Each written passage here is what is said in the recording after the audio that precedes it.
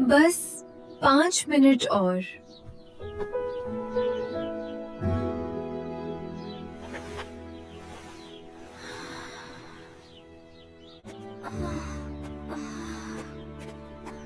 सब इतनी जल्दी क्यों जा रहे हैं?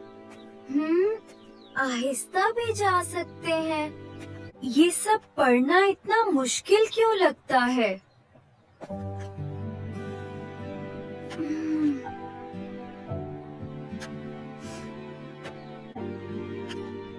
कल पढ़ लूंगी, अभी तो बहुत वक्त है।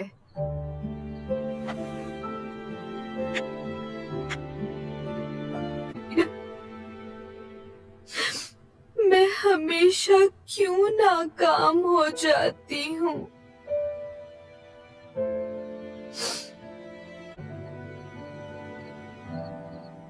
अब मैं बदलूंगी।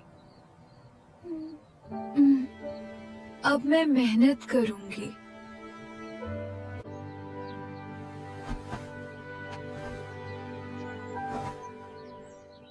आज से नई शुरुआत।